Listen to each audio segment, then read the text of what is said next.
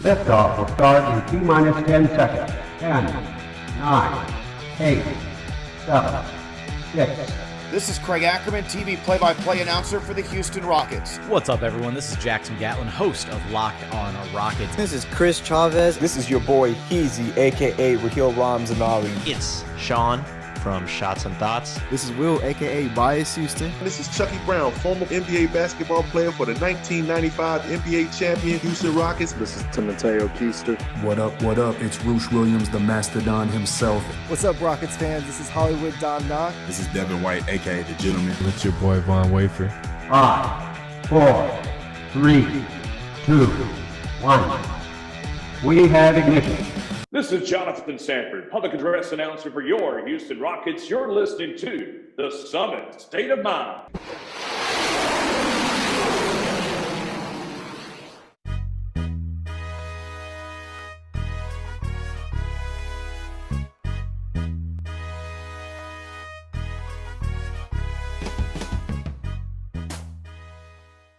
What is going on, everyone? You are listening to The Summit State of Mind, the podcast of dream shakes and step backs and everything Houston Rockets, presented to you by the Apollo Podcast Network. I am your host, your commissioner, Kenny, and of course, with me as always is my brother, my tag team partner, the GM, Justin, who just gave me a quick overview of how his workday was, which was awful, apparently.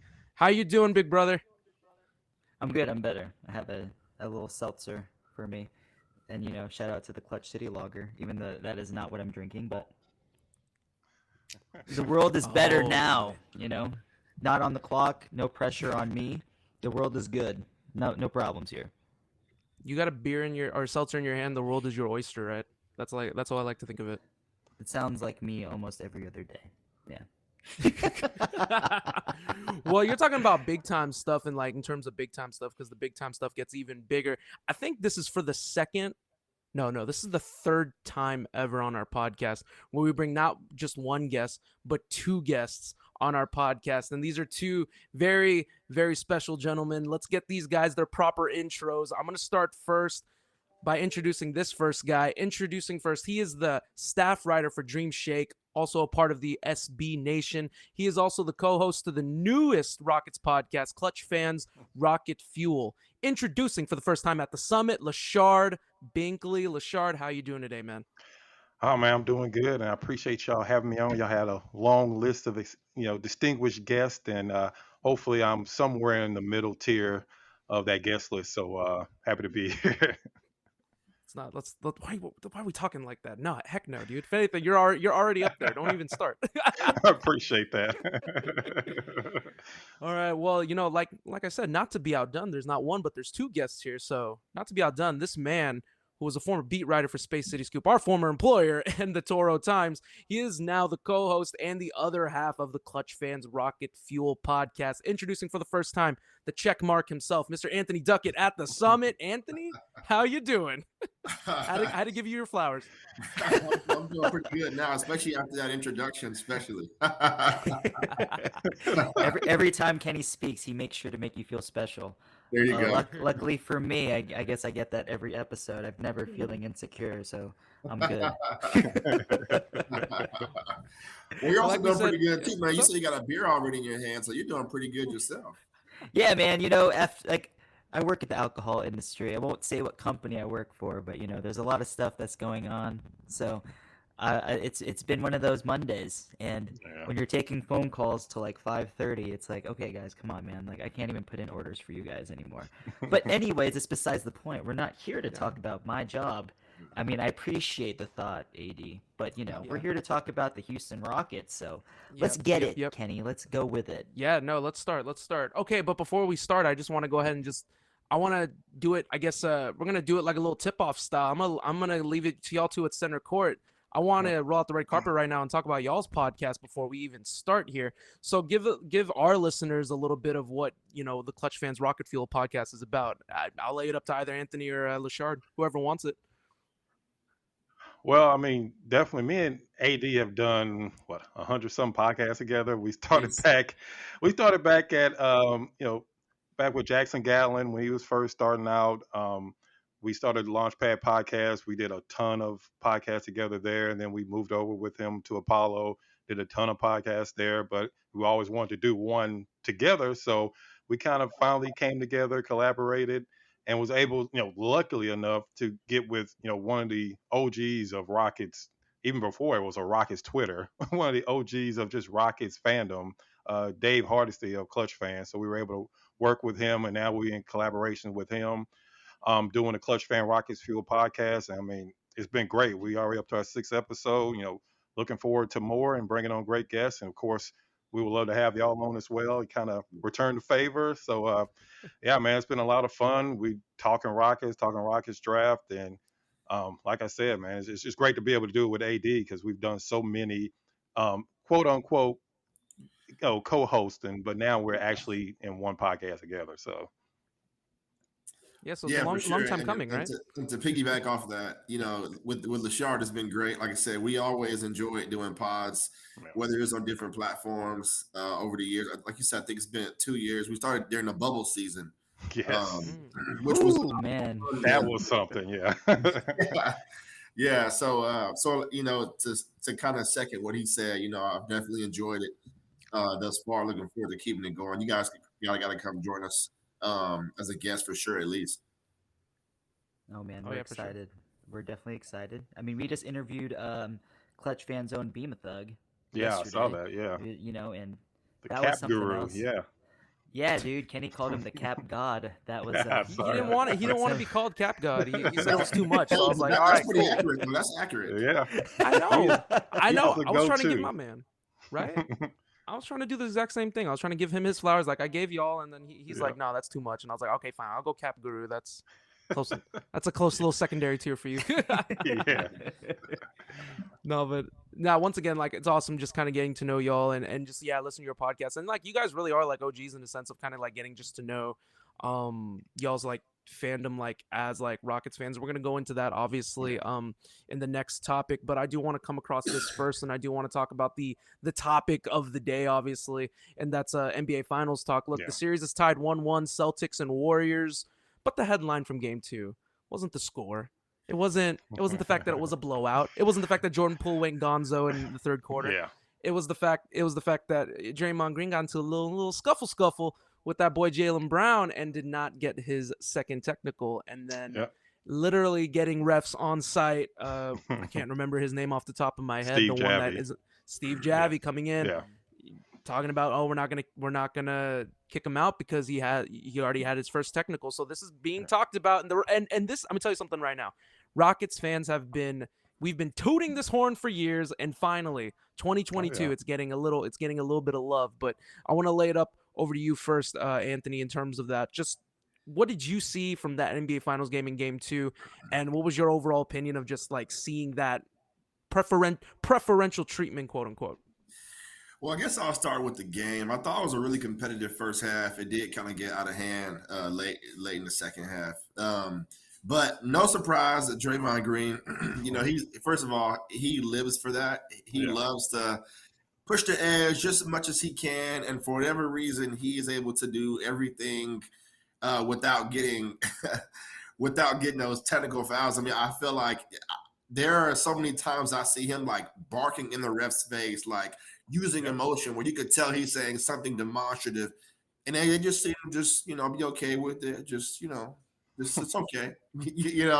I don't know why he's able to get away with murder, and what exactly it is that he has earned, or why he has earned that ability to do whatever to the refs. But it seems to be continuing. Just nonstop, right? Yeah, I mean, you look at it, he gets his first tech, and then it's just automatic. He can do whatever he wants to do at that point, and just. We already knew once that first tech happened, he can literally drop kick somebody in the stands and they weren't going to throw him out the game. So I don't know if it's a benefit of just him being with the Warriors, or it's just the fact that they want the Warriors to be in the finals because they know they bring their ratings. I don't know exactly what it is, but yeah, like AD says, it's not like Draymond Green is, going to be a top 20 player when he finishes his career. So how exactly he's able to get that leeway?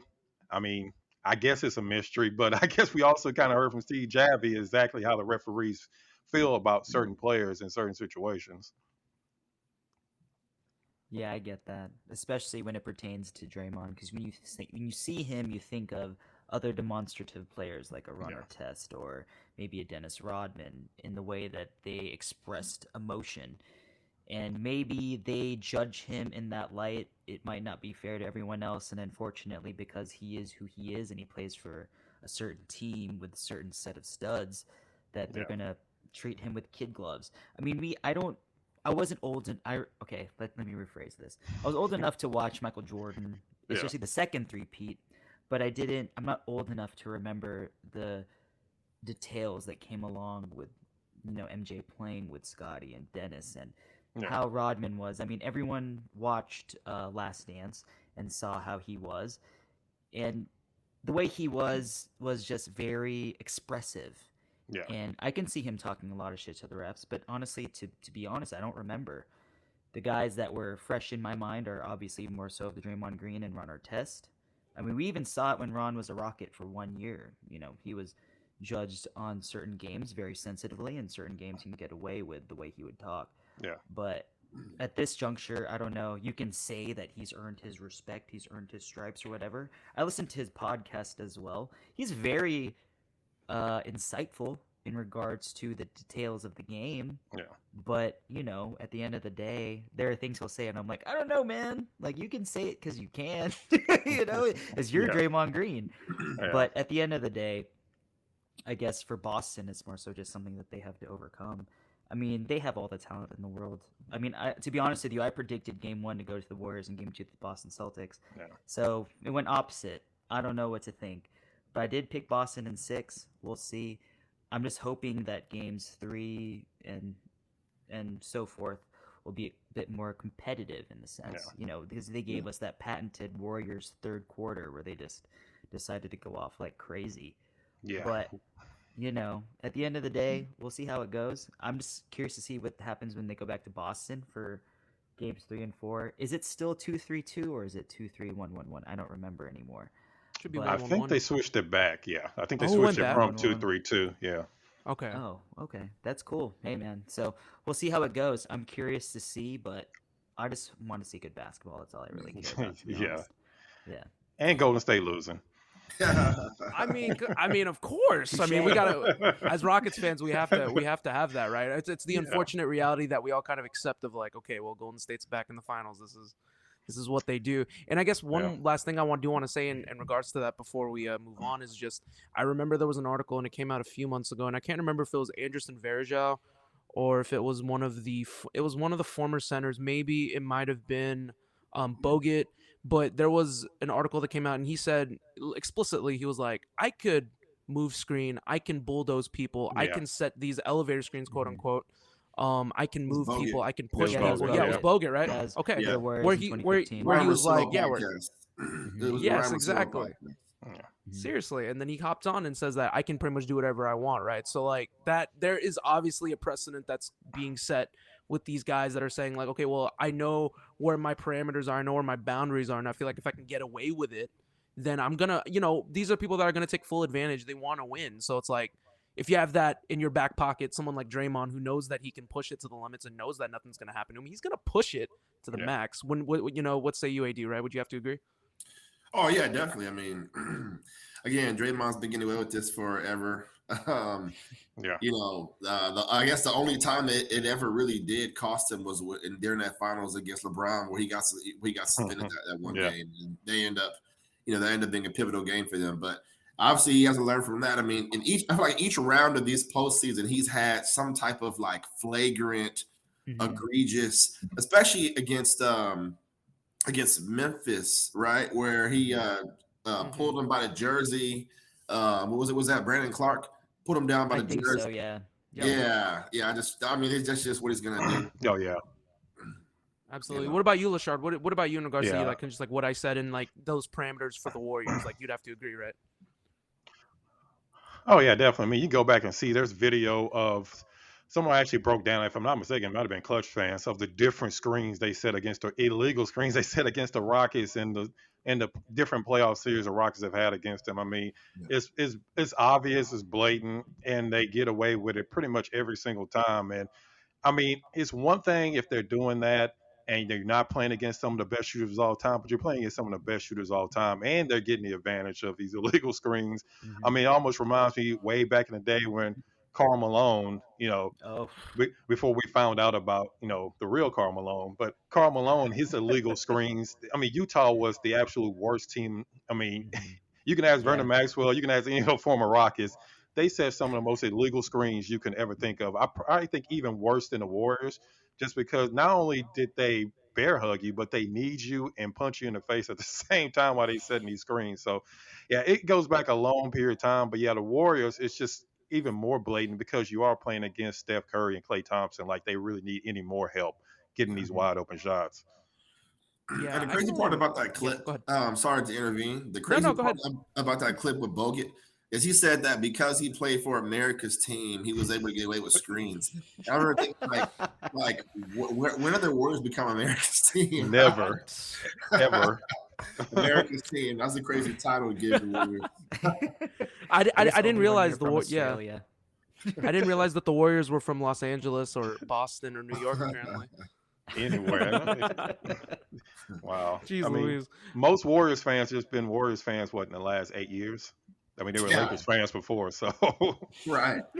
Oh, you're not real unless you remember Andres Biedrins.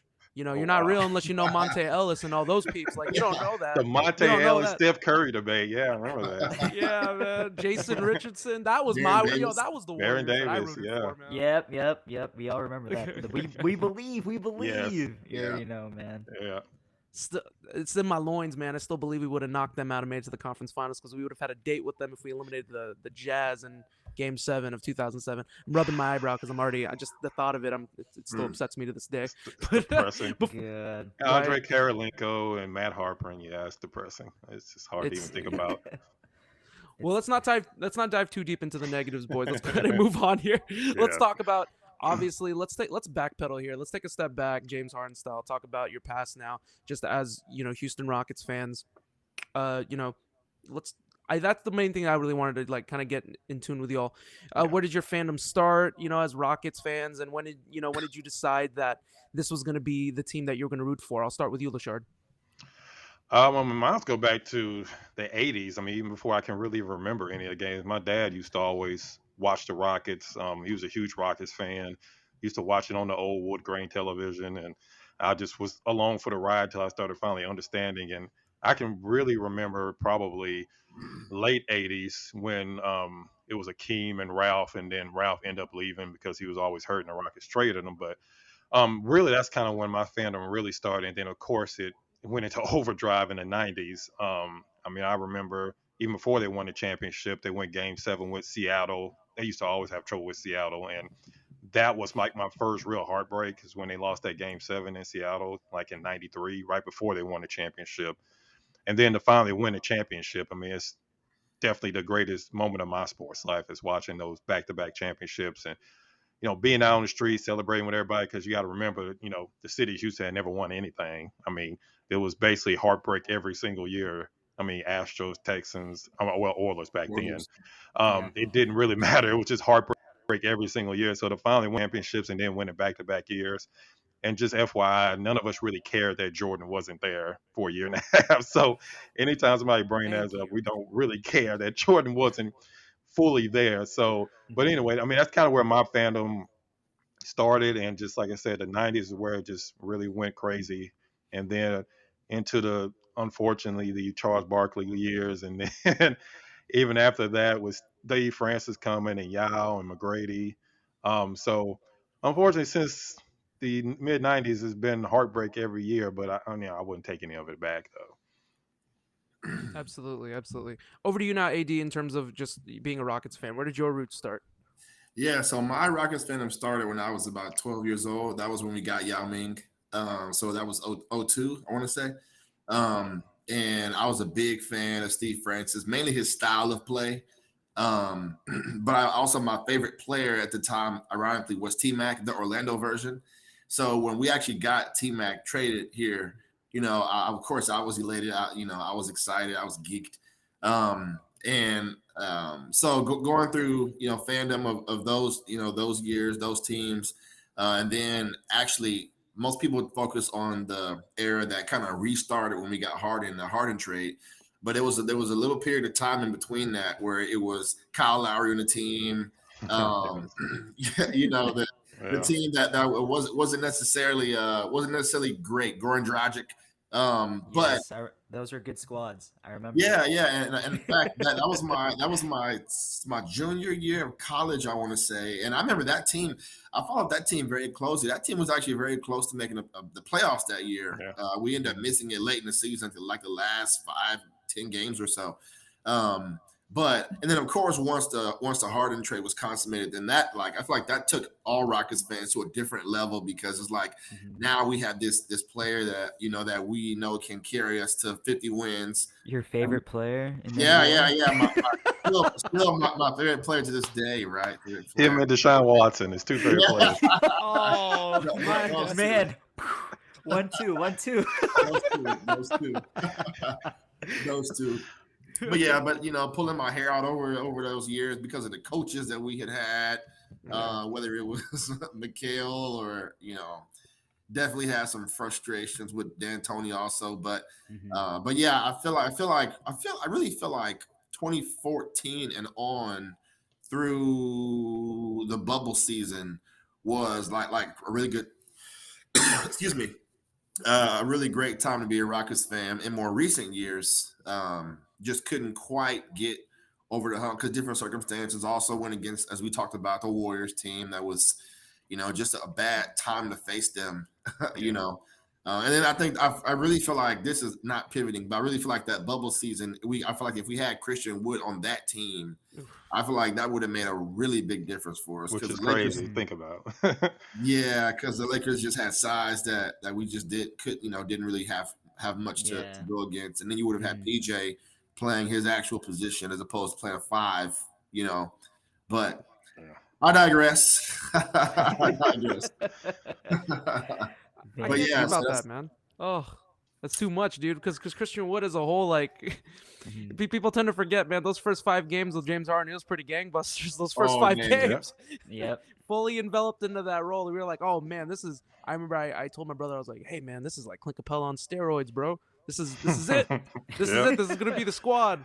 And then now, about a few more games in, Harden was like, "Nope, I'm out of here." GG's. Thank goodness that ended up happening in the long, obviously in the long run. But I think that's just awesome. Getting just hearing both of y'all's stories in regards to that. Obviously, like Lachard, over to first to you, like 80s Rockets. Like I wasn't born until 92. So anytime we have someone on that can kind of, I'm sorry, I know, I'm not trying to age anybody. David, Bima Thug said the same thing every time I told him. Oh he's yeah, like, why are you trying to? He's like, why are you trying to age me? I'm like, I'm so sorry, I'm not trying to. I'm just trying to show respect. But I just think in regards to that, it's just so cool kind of year that the 80s. I've watched countless YouTube clips of all of that. Of that entire era, but kind of getting to hear it always firsthand is always super cool. And then obviously getting it to rise up to the championship era, I think that was also great. And then, in regards to what AD was saying, I think it's awesome because I became a fully enveloped Rockets fan when T-Mac obviously was in Orlando. And then when he became ultimately a Rocket, that was when I fully enveloped myself as a Rockets fan. So, I mean, I only recall, I was only 3 years old when the Rockets won a title. So yeah, I only remember. It's 2 H's with me, man. It's Houston and heartbreak. That's the outside of the Astros championship, but for the Rockets perspective, it's heartbreak Houston over here. Oh, for sure. Oh man, I loved hearing both stories, man, because I can relate to both. I mean, I'm 89, but I read a lot about the Rockets from the 80s. My dad talked a lot about it with me and talked about that lost team from 86. If it wasn't for the bust, they would have had a shot against the Celtics. They were right there, And then the next year, Ralph Sampson got dealt for Sleepy Floyd, legendary Sleepy Floyd, who played very well for Golden State. But when he came to Houston, he was a little bit older in the sense, But it's crazy to hear. Yeah, end of his career. Yeah, man, and just like those early '90s teams going into the championship years is kind of crazy to look at. How it all worked out, getting Kenny Smith, then Vernon Maxwell, and then OT, and then how it just kind of just blasted off from there once we drafted Robert. But crazy to hear, because I remember from what I read in Seattle was in '93 we lost by a buzzer beater that got tapped in after the buzzer from David Robinson and the Spurs. So we should have had home court advantage. And then we took that L in Seattle, which is terrible. I mean, granted, I miss the Sonics despite the heartbreak from 93 and 96. If y'all saw that picture of Detlef Schrempf and Gary Payton, I had some PTSD from that. I was like, man, that was some hard times, man. I remember watching that, and I was like, why are the Rockets losing? My dad was like, yeah, we're losing. I was like, we don't lose. What do you mean? I was just a kid, but you're not used to it, you know? Yeah. But yeah. I mean, real quick on that, and that's the main reason they brought Barkley here in the first place, because they couldn't beat Seattle. So you brought him in, and I think the main reason they lost to Seattle that year after they won a championship, because Sam Cassell was hurt a lot of the year. Robert Horry was hurt. They was dealing with a lot of injuries throughout the entire year. And you kind of saw it coming that they were going to I didn't know they was going to get destroyed the way they did by Seattle in that year. But it still hurts me to this day that they traded those guys that early for, out of everybody, Charles Barkley, who nobody in Houston could stand at all before he came here. So the trade for him is still kind of mind-boggling. I mean, you listen to like some of them old Rockets players, and they still are mad about that happened, especially Horry and Cassell. So. Oh yeah, Horry was heartbroken. When we spoke with Chucky, he was telling us like when they were in Phoenix, he had to talk him down, because of that trade. Like he was just depressed, and then they dealt Chucky and Sam away, and then Robert just lost it on Danny Ainge when he threw the towel infamously in his face. The one highlight of that, yeah. Yep. Poor guy, poor Robert. But you know, I digress. But anyways, let's move on, guys. I'm going to leave it up to y'all. So we have two things we can go on. The draft, or we can talk about... I have a question also about the future rotation regarding a certain point guard from RGV. So we can go either way, but I guess let's start with RGV because I'm so curious, right? Daishen Nix is a guy that's a very polarizing name amongst Rockets Twitter. He is a guy that a lot of people believe that could be a player for this team, and the Rockets view him as a lottery pick, essentially. Do you see him in the same way, and do you view him as a possible backup point guard for this rotation coming in 2022 and 2023? So, I mean, me personally, just watching them all year with RGV, talking to Coach Abdel Fattah, I mean, they're all kind of linked up the same as way with Rafael Stone and Coach Silas as far as what they believe with Daishen Nix. Even when Daishen Nix left and came back to the Vipers, Coach still believed that he was the main cog of that team. Even with Trevelyan Queen, who ended up winning the MVP, he still said that Nix was their main player. He was their best player. And even though he didn't get to show a lot with the Rockets, just because I would say interesting lineups with him on the court at the same time with players like Dennis Schroeder, which didn't make a lot of sense at the time because Nix is not a shooting guard. He never will be a shooting guard. He improved his three-point shooting. He started off the season shooting below 30%. He ended up getting it over 30%, probably around 35, 36% in the G League. So he improved his three-point shooting. But, of course, his main thing is he's a facilitator. He's that pass first point guard that everybody keeps saying they want from Kevin Porter Jr. That's exactly what Daishen Nix is. He's looking to get everybody else involved. And I honestly think this is the main reason why I don't want to draft Ivy is because you already have your point guard and you have your backup point guard. I think Nix should get more playing time with the Rockets next year because I don't see any way that he's going to be back with the Vipers next year. He should be getting regular rotation minutes with the Rockets to show that he can actually be that seventh man or eighth man off the bench. What about you, AD? Yeah, same. I actually really liked what I saw from Nix all season. I was like, why is he not getting more playing time?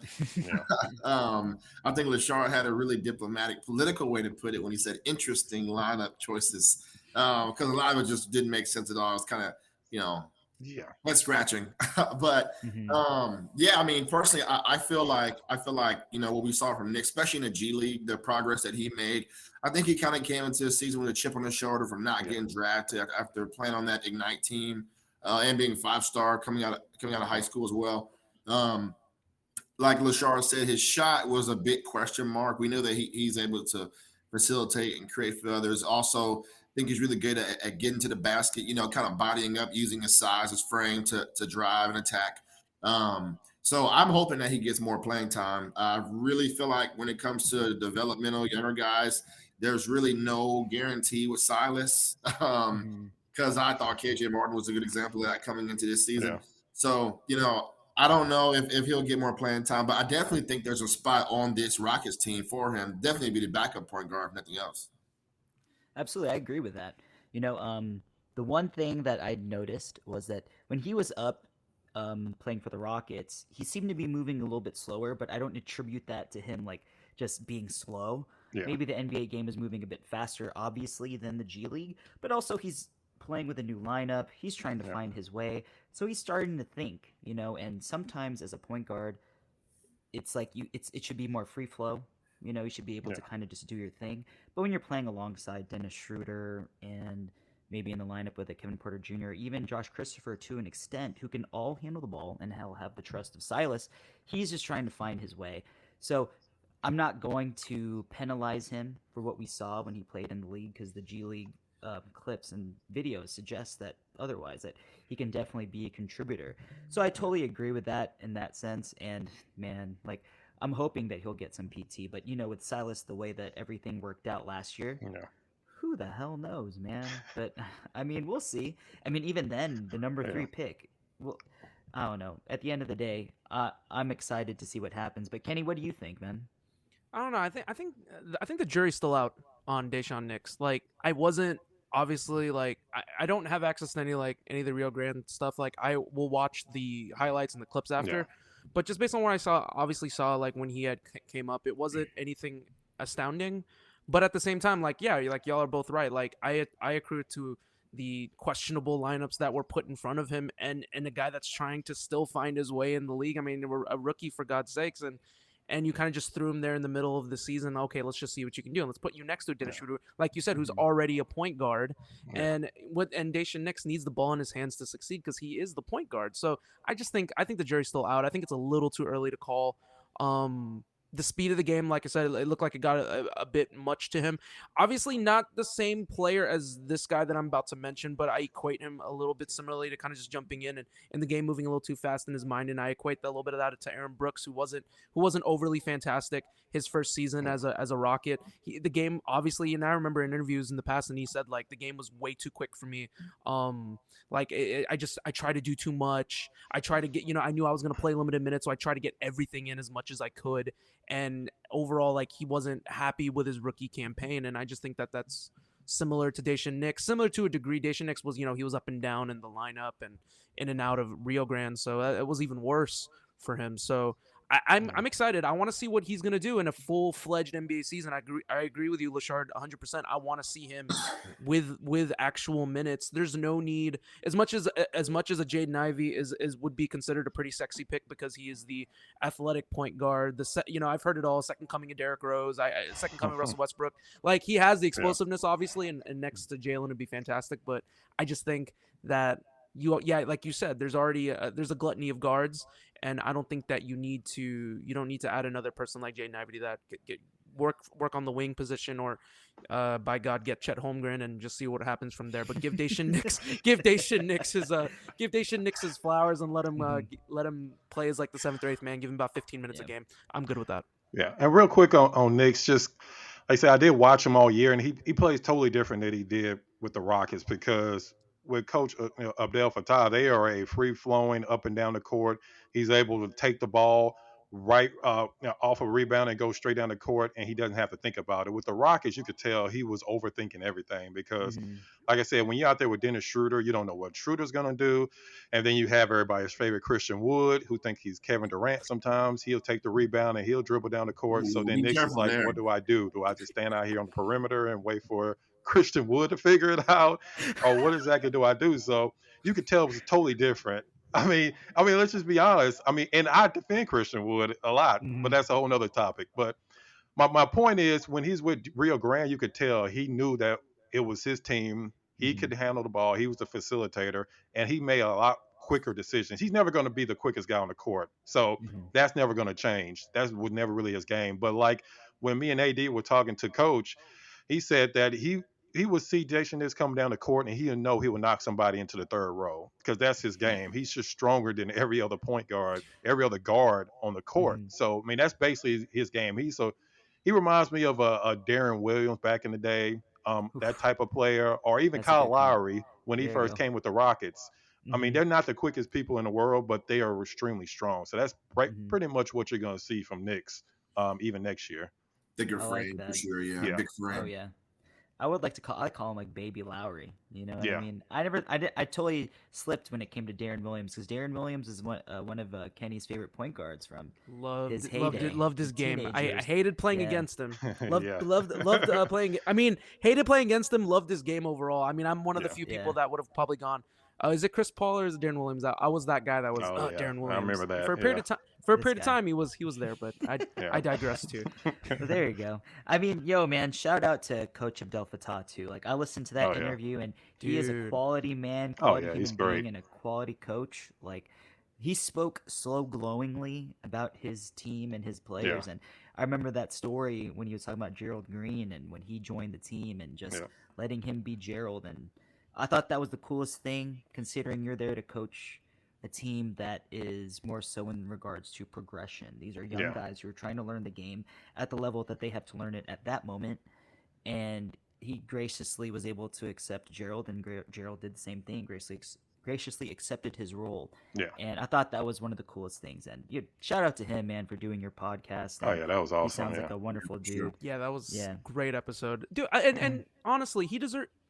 I'm gonna throw this out as a what is this announcement to all Rockets front office. Get this man on the coaching staff. Come on, there's two spots to fill. Rumors run rampant. Yeah, I'll be shocked. I'll be shocked what are if we he hearing, wasn't Lachard? on there. What are we hearing? Yeah,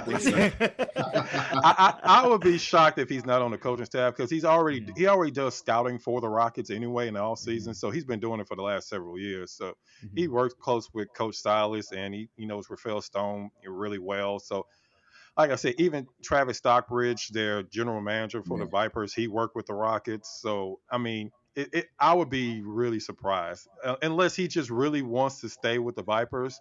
But just talking to him, and every time I hear him talk, he's ready to go to the NBA. Yeah. Oh, I love the sound of that. Yeah. For sure. But let's get to the meat and potatoes now. Our favorite thing that we've spoken about ad nauseum for all of us in this podcast, the draft. Oh, but so let's kind of shy away from, I guess, the big part, I guess.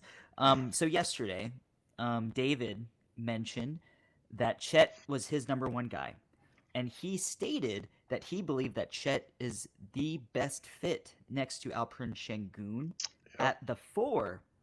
I know, Lachard, you are a big Chet guy, but AD, I'm not sure where you stand in regards to who is your guy from the top 3. So let's start with you. Do you agree with Dave in regards to Chet being the top guy? And if not, who do you think is your top guy?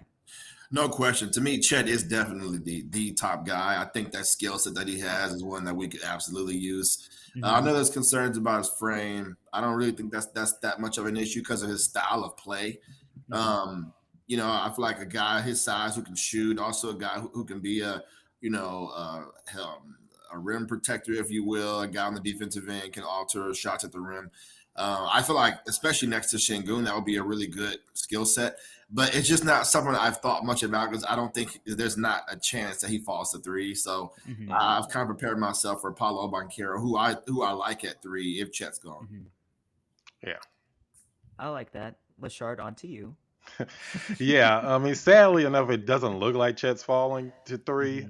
I mean, just as far as his fit, he's definitely the perfect fit. He solves a lot of problems that people are having with Paulo Banchero and Alperen Şengün, as far as neither one of them being really a rim protector and kind of having similar games as far as being, high post facilitators that have to have the ball in their hands, that are really good post players, but not necessarily good 3-point shooters, because that's another thing with Chet. He's a 39-40% 3-point shooter. And he doesn't need the ball in his hand constantly to, have an effect on the game. So that's just why I just feel like you need a dominant defensive player. The Rockets need it badly because, as you see in the playoffs, the number 1 and number 2 defensive teams are the ones in the finals. So you're not going to be able to consistently win if you don't have good defense. So whoever the Rockets get, if they don't improve their defense, even when Harden was here, they didn't really start winning until they start playing defense.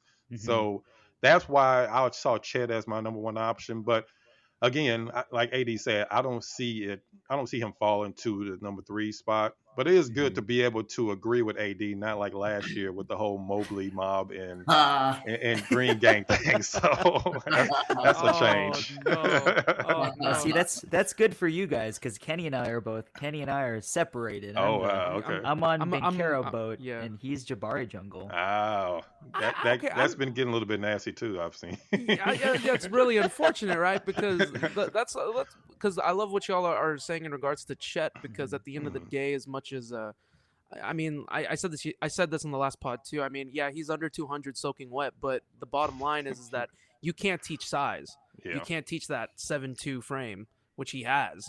And like you said, like defense at the end of the day wins championships, and right out the gate, like Chet automatically just provides that straight out. Yeah. And I think like that's how I would see it. But like you said, it's the 3rd overall pick. I highly doubt he drops the 3. He has to really bomb his workouts, like bomb the visits to like drop the 3. I always believe like, okay, he's gonna stay within the top 2 at the very least. So I've like what AD said, I have fully enveloped myself in the Bankero boat. Unfortunately, this is not by choice. This is no, I'm kidding. I'm totally over exaggerating it. Really, it's not a big deal to me. At the end of the day, I'm going to support whoever's a Rocket. Yeah. I've bought into the stock of all 3. Like I've seen enough where I'm like, okay, I can buy into Bankero. Okay, I can definitely buy into Jabari. I can buy into Chet. You know, whoever we have is who we get, and they're instantly going to change the team regardless. All 3.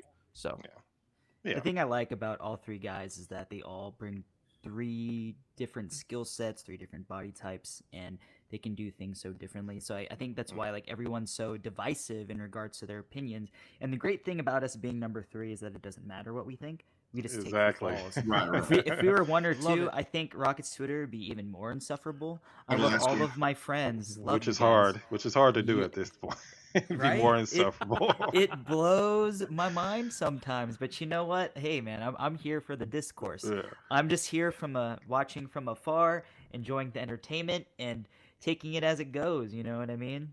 Yeah. But I mean, you know, in regards to all that, I mean, it'd be nuts to really believe or think that Chet would drop, or even then play the 4. I mean, it wouldn't be inconceivable considering that he did play with Drew Timme at Gonzaga. Yeah.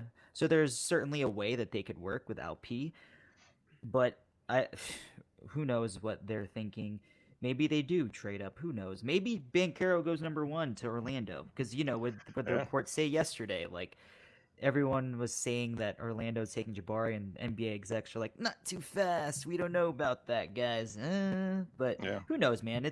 At this point in time, everybody loves to lie and have fun and try to make it all topsy-turvy. I mean, we'll see once June 23rd comes, and hopefully we'll get a report based on who's going to go number 1 most likely, closer to, and then we'll kind of have an idea to see where the chips fall. Yeah. But anyways, you know, we've talked about the 3rd pick amongst everybody for plenty of time. I want to know what you guys think of number 17. So who are your 3 guys that you would take at 17 regarding if they were to drop or even then trade up for, per se, hypothetically speaking? Lachard, who you got? Wow. Tyree Eason, definitely, if he's still there. Mark Williams, I don't think he'll still be around at that point. He's definitely somebody I would take. Also, considering that you're probably not getting Chet, you're probably going to get a power forward one way or another. You definitely need, I know you still have Usman Garuba, you still have Bruno Fernando, but I don't think that you're not drafting somebody because of Bruno Fernando. None against Bruno Fernando. He was great in the handful of games he played, but you're not drafting like somebody like a Mark Williams because you're worried about having too many centers.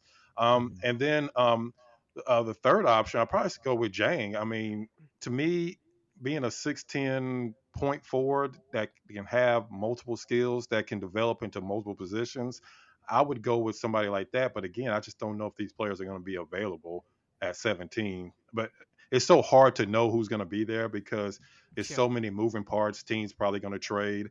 I mean, even as the number 2 pick, who knows? OKC, they love having 15, 20 picks. So they may trade out a number 2 to get more picks. So it's kind of hard to see who's going to be there. But ultimately, I mean, I want I mean, if Eason is there, you definitely go with him because the Rockets need size at the wing for sure.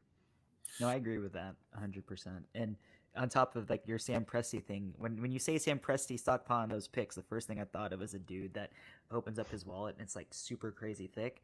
That's what I think of Sam Presti with his draft picks. He opens up his wallet and you're like, yo, bro, you need to clean that shit out.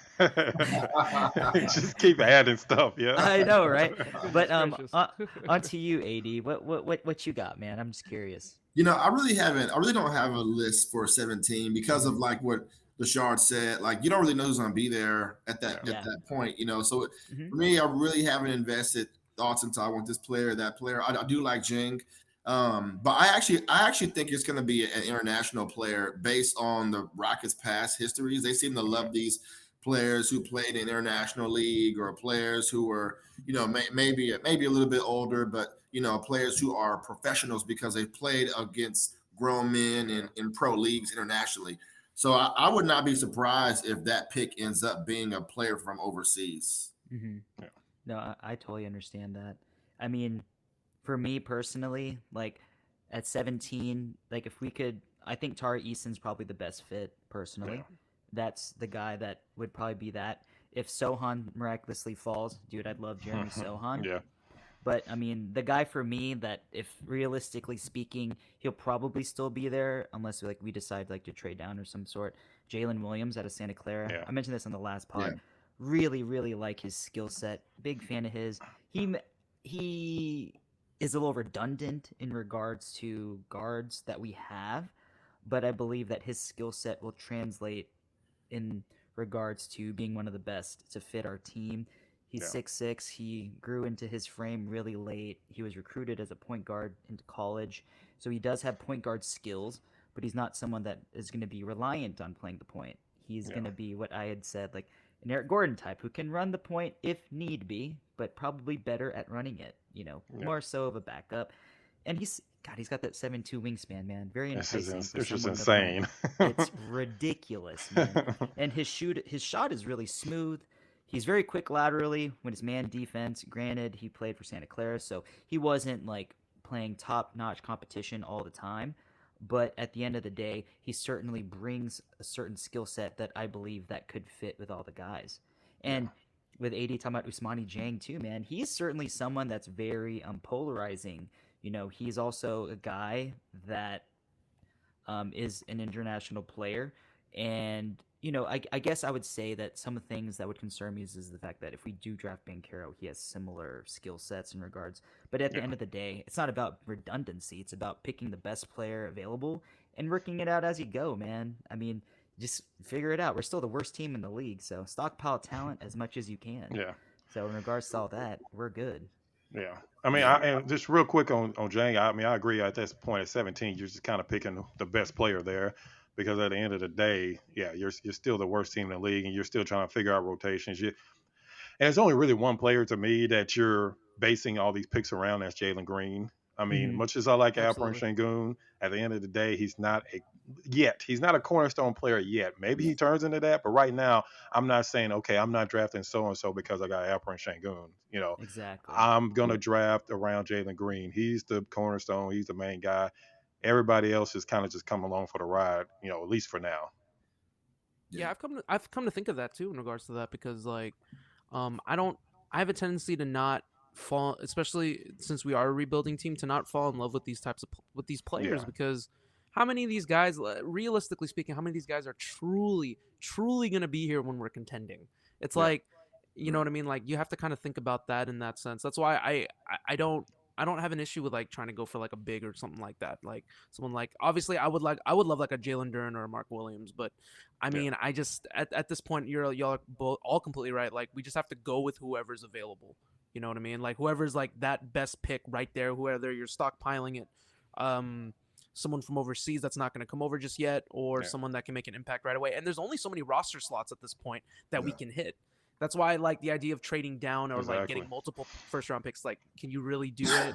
You're going to have to really do some cap gymnastics and really worry about getting some slots here because you only have so many roster spots at this point. It's literally filling up really fast. So I'm at a point right now where it's like, we'll just do with whatever at this point. I like I said, ad nauseum, we've talked about this. I'm at a point. Anything left to say, AD or Lachard, before we move on here? Not for me. I think we've kind of covered it, like you said, ad nauseum in detail.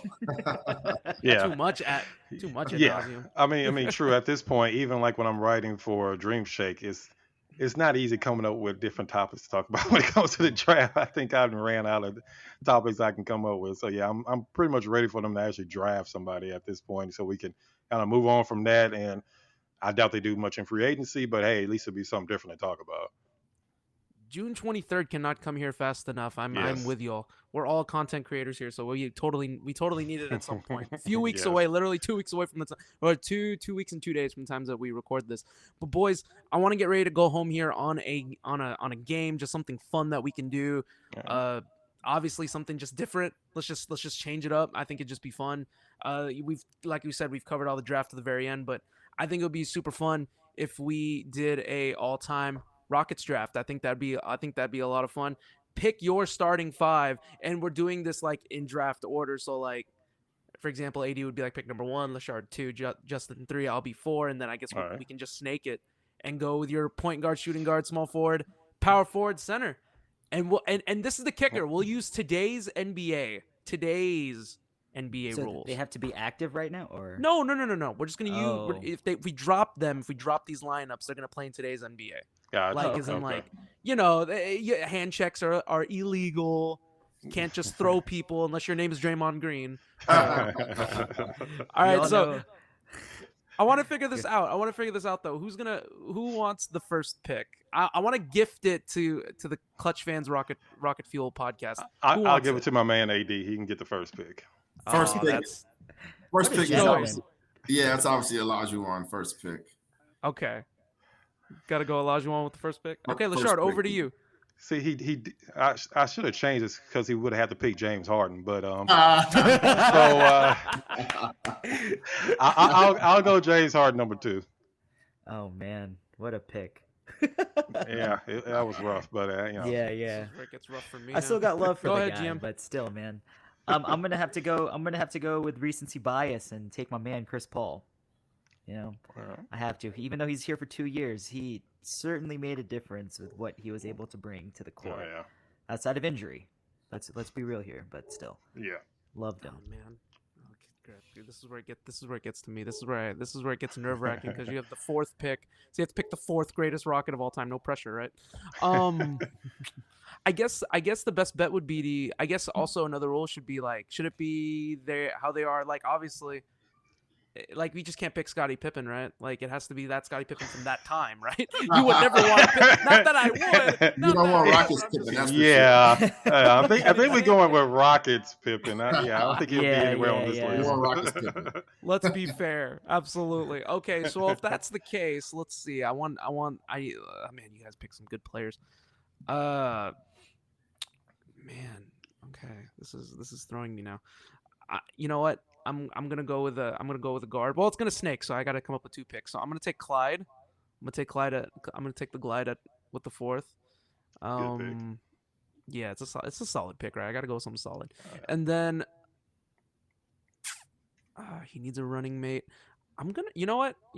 Screw this. I'm gonna go Moses. I'm gonna go Moses Malone. Nice. Definitely.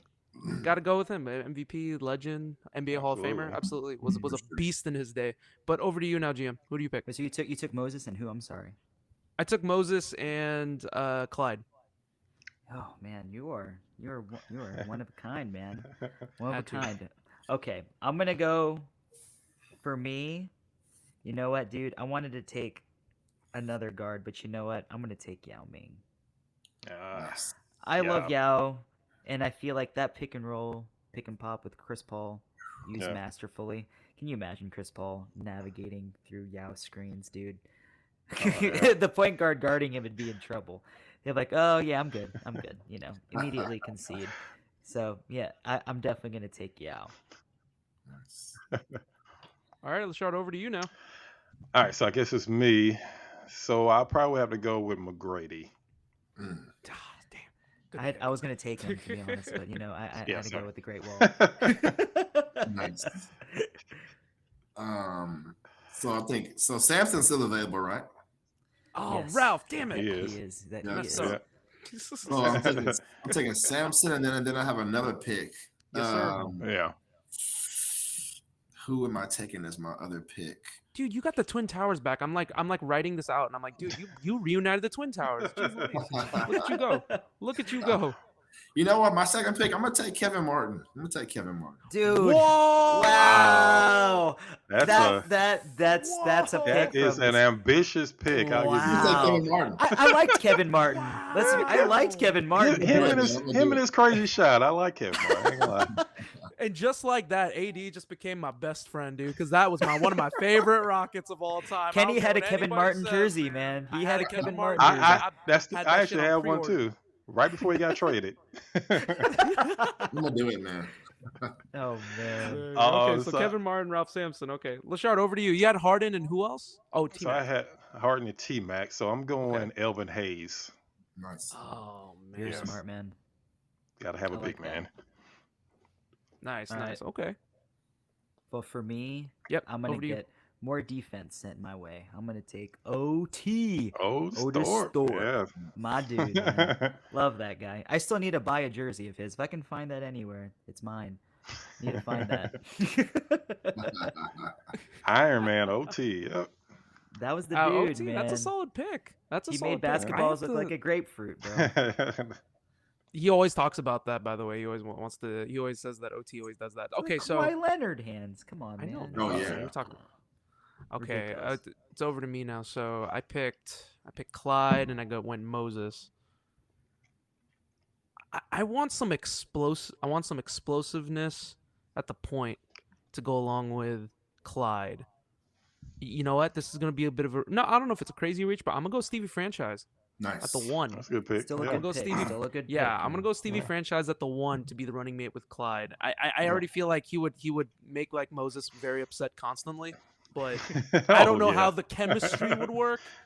But I'm fully enveloped in this crazy offense that I'm building here. So, and okay, so I have enough. Okay, I got some crazy scoring. I got Clyde. I got Steve. I got Moses. I'm gonna get a glue guy. I'm gonna bring the team together. I want Shane Battier at the 3.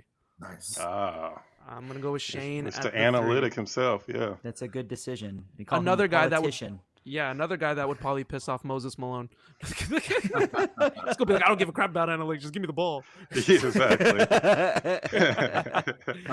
All right, I love it, those are my picks. Over to you now, GM. Who you got? So I'm gonna take at my 3. I'm gonna take that early version of Robert Horry. I like Robert Horry. He was extremely athletic. He was 6'10", could guard anyone from the 2 through the 4 back in the day. So well, I'll swing for the fences a little bit with that, and a guy with a wonderful entry pass to Yao. So there you go. Okay. Over to you now, Lachard. Who you got? So speaking of glue guys, I gotta go with my man Mario Alley. I gotta bring somebody in that actually play some defense. So yeah, I gotta go with Junkyard Dog. Nice. I like nice. that. I like that. Solid. All right, AD. Okay. Who's gonna be running with Kevin Martin now? Who's gonna be running with my boy? I need to get some. So I need some defense. I need some toughness. I'm gonna go Vernon Maxwell. Yeah, Mad Max. There you go. Yep. There you And go. I'm gonna get PJ Tucker as well. Oh wow. Oh wow. I like that. That's solid. That's a solid pick. Jeez Louise. Mhm. Okay. Well, that rounded out your lineup, right? Because you have 5. Yeah, I think that's it. Yeah. Okay, yeah, you got your lineup. Awesome. Okay, so he's locked in. AD's locked in. He has Akeem, Ralph Sampson, Kevin Martin, Vernon Maxwell, and PJ Tucker. Who's running point for you? Kevin Martin? We'll work that out. We'll work it out. Some step backs from Akeem. Yeah, we'll work that out. We might run a little Hakeem point center low-key- action. We'll work that out. I feel like Hakeem could probably run the point for y'all. Yeah, he probably could.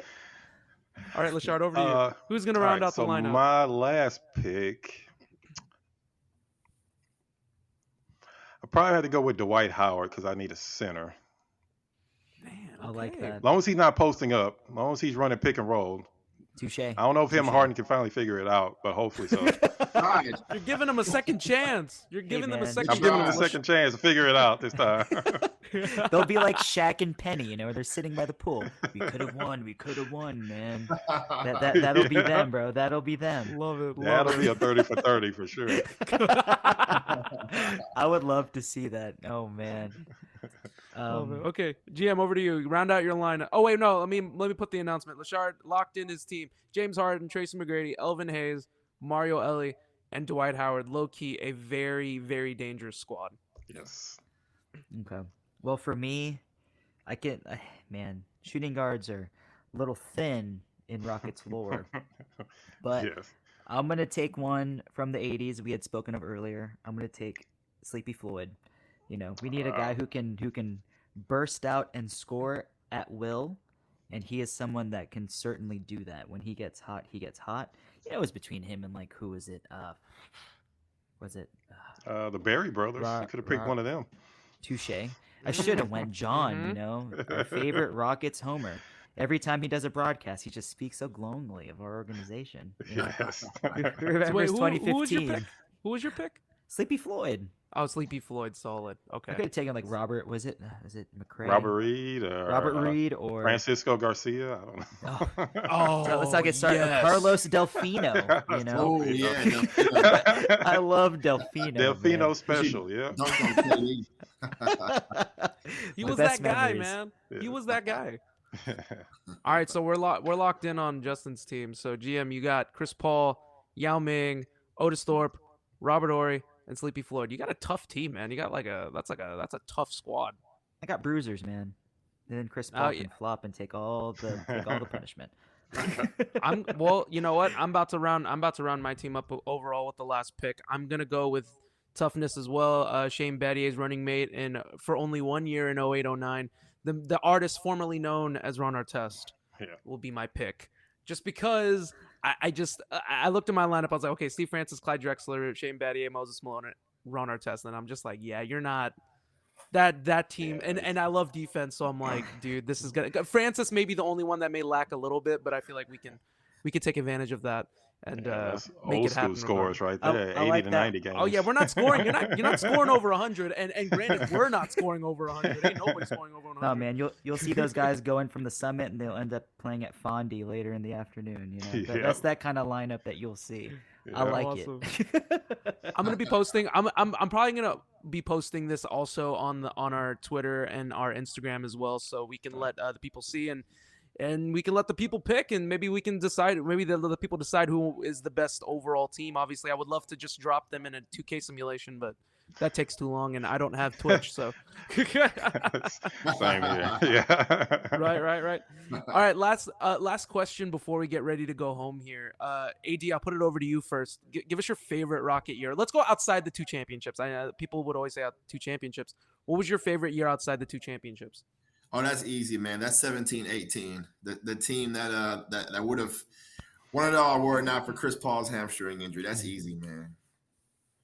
Too easy. I think I walked into that one. But Lachard, over to you now. Favorite Rocky year? I would probably say, and I think it's 07-08. The team that won 22 in a row. Mm-hmm. Team with Aaron Brooks. I think that's a year that McGrady got hurt early. Yao Ming got hurt in the playoffs. I think that's when they took the Lakers to 7. That would probably be outside of championships. And since AD already stole the obvious one, I probably have to go with that one just because, like I said, I mean, that team was just so much fun to watch. Nobody gave them a chance to win. I mean, I remember watching them, and I think it was either game 4, game 5. Actually, it was actually game 6 where they blew the Lakers out by 30 points to force a game 7. Goodness. When Aaron Brooks hit that crazy shot at the buzzer before halftime, that was just a great team to watch. So, yeah, I would definitely go with that. And, by the way, if Yao would have not got hurt, they would have won a championship. But, anyway, hell yeah. Go too deep into that. So No. Talk that up. I mean, and if T-Mac wasn't hurt, I mean, it's easy. It's that dude. That's Pickens, bro. All right, over to you now, GM. They easily won a championship that year because, I mean, No, I was just gonna say they easily won a championship that year because as they saw when Yao was playing, I mean the Lakers had no answer for Yao. Even I think that was Bynum was still playing with them. He couldn't stop him. So yeah, I mean that's one of those what if type seasons that a lot of people don't talk enough about. For sure. Yeah. And that's crazy because I remember Phil Jackson refused to do double teams, and he didn't double Yao until like game 3. Yes. And then when they did double him, Yes, everyone right. was like, "Holy shit!" The Rockets defeated Phil Jackson because he actually went against what he does. Yep. And yeah, no it choice. blew me away. But Kenny, to answer your question, I've answered this with you before. Even though 17-18 is probably the best season, the most exciting season to watch for me was actually the first year of James Harden. I really enjoyed that year because that was the first time we truly felt a semblance of like what hope was. I'm not saying that T-Mac and Yao didn't resemble hope. It was just more so we were like crossing our fingers like, please don't get hurt. Please don't get hurt. Because we understood what came along with that. T-Mac had the history of back problems even in Orlando. So we kind of knew it came. Yao was a 7'6", beast, and we didn't know exactly what how long he would be healthy for. Yeah. So in 2012, 2013, man, when we brought James Harden along and paired him with one of my favorite Rockets, Chandler Parsons. I hate to say it. I loved that dude when he played for us. He was an exciting guy to watch. Yeah.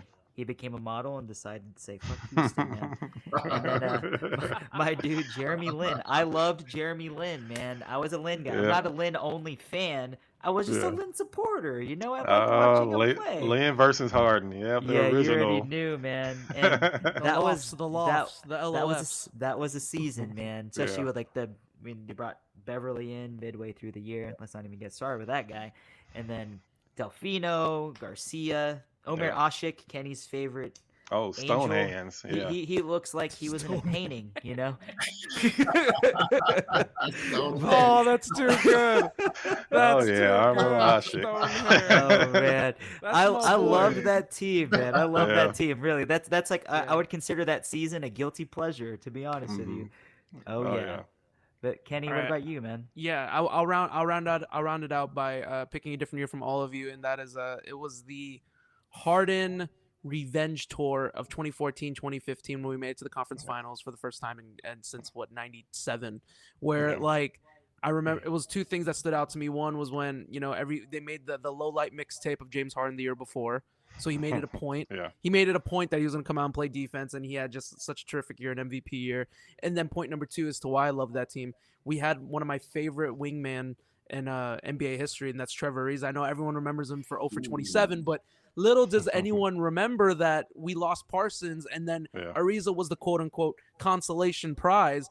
And I think I was one of the few in Houston where I was like, no, take a step back, guys. I'm telling y'all right now, Ariza's he's gonna instill this championship mentality for them. And lo and behold, the 5th game I remember that stood out, the game against Miami in Miami, Ariza hits like 5 threes or 5 or 6 threes.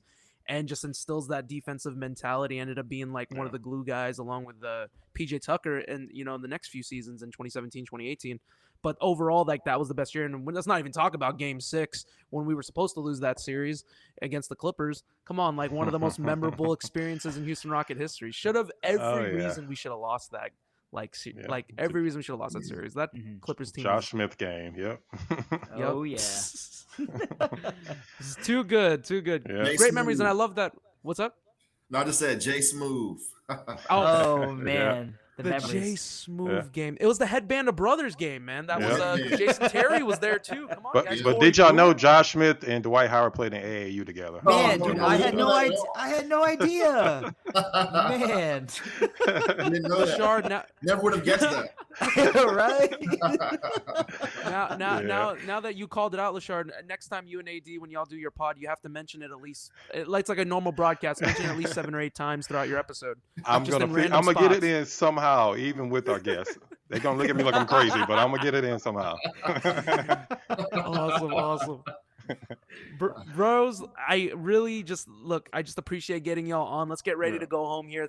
Big time thank yous to AD and Lachard, ClutchFans Rocket Fuel Podcast. Thank you so much. I want to roll out the red carpet to y'all real quick before we go home here. Over to you first, Lachard. Where can the people find you? Give them your @, your Twitters, whatever they can find you. Of course, you can always find me on Twitter at Binkley Hoops. And like you said earlier, I'm a staff writer for the Dream Shake, so you can always check out my articles there.